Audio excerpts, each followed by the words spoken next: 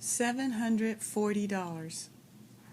The courtroom was silent, as if there was not a breath left.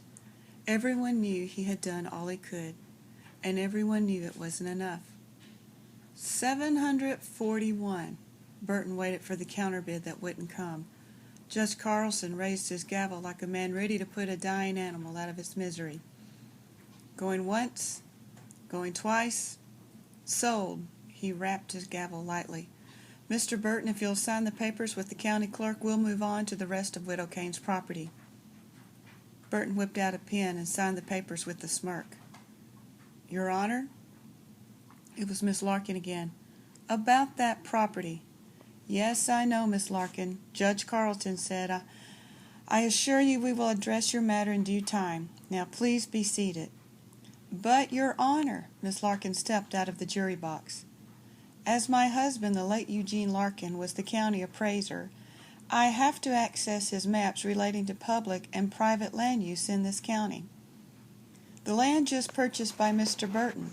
Without asking to approach the bench, Miss Larkin whipped out a map and unrolled it on Judge Carlton's desk. See here? It's the northeast corner. Yes, I see. However, where Shady makes his alleged concoctions doesn't change the fact that this land is now up for public sale. So if you'll return to your seat. Oh, but it does, Your Honor, Miss Larkin argued. You see, now that Mr. Burton has purchased that section of land, it reduces the amount of land that has back taxes due. And actually now Mr. Burton owes an amount in back taxes. A host of mystified stares focused on Miss Larkin. Even Judge Carlson was first unable to respond. Lester Burton recovered first. What difference does that make? They still don't have enough, so let's get on with the sale. He was clearly rattled by his nearly devastating mistake. Miss Larkin continued, Actually, Your Honor, there's more. Of course there is. Judge Carlton sat back on and crossed his arms. Mr. Burton's property includes a spring which is considered a public resource. Therefore, it is required that the taxes on that land go to the nearest township, in this case, the town of Manifest. Meaning? Judge Carlson asked, growing genuinely interested. Meaning that, in fact, the town of Manifest has raised $740 by whatever flagrant and nefarious means, she looked over her glasses at Shady and Jinx. Due to Mr. Burton's purchase of the spring, they now have the money to buy the rest of Widow Kane's property, with $8 to spare. The county clerk can verify. She handed the map and calculations to the clerk. This is preposterous, Burton sputtered. They had their chance to buy the property, now it's up for public sale. Arthur Devlin rose from his seat, his puffy face splotchy with rage. Sit down, Burton, he roared. You've done enough to botch this affair. I bid $5,000 on the rest of the property, Carlson. Let's get this thing over with. Mr. Devlin, Judge Carlson leaned forward, his voice even. With all this hubbub, I think you may be a bit confused. You see, we are not in your mind. We are in my courtroom, and you may refer to me as Judge or Your Honor. Arthur Devlin's eyes narrowed, and he plopped himself back into his seat. Now, Judge Carlson lowered his spectacles. You should recall that the first step of this process is not an auction. The statute clearly states that the town of Manifest has first right to the land in question as long as they can pay the back taxes and land fee by October 1st. Then and only then is the land put up for public auction. Mr. Devlin, according to my calendar, it is still October 1st, and if everything Miss Larkin said checks out, he glanced at the county clerk who gave him a nod, then since you own Mr. Burton has graciously provided the town of Manifest with some unexpected money, by law they are still allowed to acquire the remaining land, which includes the vein. Devlin crushed his cigar to a pulp, but being a businessman through and through, he knew he was defeated. He mustered 3 words. Burton, you're fired." "Fine with me," Burton said. "You'll all be coming to me for some of that healing spring water, and you can bet it won't be cheap." The crowd rumbled. What was he talking about? Was that why Shady had bid on the spring? "That's right, folks," said Burton. "Just ask our friendly government visitor from Topeka. He's got his report all ready about the high metal content in the water and how it has healing properties. Go ahead, son, make your presentation." All eyes turned to the young man sitting in the second row of the courtroom. Finally, Hattie Mae could look at him head on. She held her pen poised to take note. The man waved his hand. "I don't think this is the time," and Burton fumed. "You came all the way to Manifest to deliver some important information, did you not?" "I did, but then I'm sure the judge won't mind bumping you up on the list." The man looked at Judge Carlson.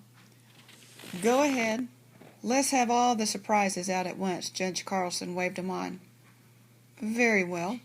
He took the manila envelope from his jacket pocket and handed it to the bailiff, who passed it to Judge Carlson. Judge Carlson opened it and examined the contents with great interest. "This is fascinating material, young man, but I fail to see how recipes for pumpkin pie and raspberry marmalade can have much bearing on the proceedings of this court. Would you mind clearing up what this is all about, Mr. Mackey? Fred Mackey. Those recipes are for my Aunt Eldora." Hattie Mae, the hardball reporter, dropped her pen, staring up at the man. He grinned at her and winked. But Burton sputtered in disbelief as he realized something had gone terribly wrong. "This is an outrage, Judge. I retract my bid on the grounds that I've been tricked, manipulated, and lied to. This man is a charlatan. He told me he worked for the government." Miss Larkin stepped forward. "He does work for the government, Lester. I've bragged on him 1,000,000 times. This is my sister's boy. He works in the governor's office. The assistant to the assistant." She placed her hand proudly on his shoulder. By the way, Burton continued. "You checked the water. You made it fizz, and then you drank it. It was healing water." Fred Mackey's eyebrows went up. "That powder? Oh, that was just some seltzer powder. I've got a sensitive stomach." He gave a sideways glance at Jinx. Eldora Larkin spoke up in his defense. "My nephew wouldn't lie. He's as honest as the day is long. Perhaps you just misunderstood, Lester." She narrowed her eyes. "Or maybe your greed got in the way of your good judgment." She turned her attention back on her nephew. "Now, Fred, you give my best to your mother and tell her thank you for the recipes." "I'll do that, Aunt Eldora, and thank you for inviting me down for the day." He smiled winningly at Hattie Mae. "I think the sign outside of town is right. Manifest surely does appear to be a town with a bright future." Hattie Mae had yet to pick up her pen. Dumbfounded, Burton stared at Eldora Larkin, then sank back into his seat. Devlin moved into the aisle and spoke directly to Miss Larkin. "Like I said, your husband was a chump in high school. You could have had better." Miss Larkin straightened up, tall and proper, narrowed her eyes, and said, "Arthur Devlin, you and my husband may have been in the same grade, but you were never in the same class." Arthur Devlin stood alone. Judge Carlson reached for his gavel, but both Burton and Devlin were gone from the courtroom before it rapped on the desk. Shady leaned over to Jinx. "Where in the devil did all that come from? You had a hand in this, didn't you?" Jinx smiled. "It was just a little something Miss Larkin and I cooked up while having polite conversation. It really gets her dander up when someone insults the late Eugene Larkin. You could have let me in on the secret. It might have just made things a little bit easier on everybody." Jinx looked a little shamefaced. "Well, Shady, it's just that you don't have the best poker face, and we were afraid you might give it away before Burton could bid on the spring." "What's the matter with my poker face?" Judge Carlson rapped the gavel again and rubbed his temples. "If we ever get through this day, it'll be a miracle. What say you, Shady? Still interested in buying the aforementioned land belonging to the late Widow Kane?" Shady stood, trying to keep his hat steady in his shaking hands. Your Honor, I can't say I understand all that just happened here.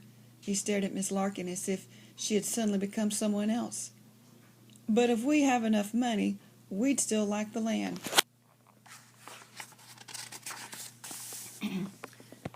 And do you speak for the town of Manifest? Shady looked around the room. One by one they stood. Donna McGregor, Hadley Gillen, Mama Santoni, the Ackersons and the Sabolskis, Mr. Menopolopoulos and Mr. Kofer, Velma T. and Hattie Mae, Miss Larkin and the rest of the courtroom. Finally Shady answered, No, Your Honor, I think the town of Manifest speaks for itself. Hattie Mae's News Auxiliary, October 2nd, 1918. What a turn of events we had yesterday at the courthouse. I won't go into detail summing it up, because I think nearly every citizen of Manifest was there to see it for himself. However much has taken place since then, this reporter was present at the first meeting of the newly formed Manifest Township Committee, on which a member of each fraternal organization holds a seat. Their first item of business involved Arthur Devlin, hat in hand, negotiating new working codes and payment arrangements for the mine workers in exchange for access to the vein running under the town's land. It was a proud and moving day for all present. I am also pleased to announce the plans for our first annual Manifest Homecoming celebration. The festivities will take place on Sunday, 3 weeks hence, on the newly acquired property formerly belonging to the widow Kane. Springs and all. Some of you may not know that after Lester Burton realized he'd be paying some hefty taxes on plain old spring water, he accepted an offer from the town to buy his springs at a fraction of the price he paid for it. The various fraternal organizations are working together to beautify the area around the spring with flower beds and benches and are building a special fountain so that all might come and partake. Even though the water has not been proven to contain any special properties, it was used in the elixir that seems to have helped many people overcome the sickness still plaguing so many outside Manifests. Maybe it's healing water after all. As for news from abroad, I had tea and cookies at Cochse's Diner with Mr. Fred Mackey on a purely professional basis, and he said that the Capitol building at Topeka, where he is the assistant to the assistant, there is much talk of an armistice and a possible end to the war in Europe. Who knows? Maybe our young men in arms are closer to the homecoming we have all been praying for. Remember, for all the who's, what's, whys, whens, and wheres, you don't even have to need, and you don't even know you need to know, turn to Hattie Mae Harper, reporter about town.